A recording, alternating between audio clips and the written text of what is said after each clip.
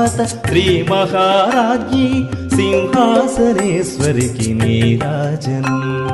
బంగారు హారాల సింగారములికించు హిమశైల తనయకు నీరాజనం.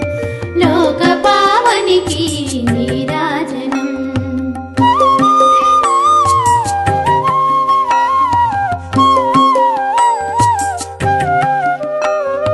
కల్పతరువై మమ్ము కాపాడు కరములకు కనకంబు కాసులతో నీరాజనం.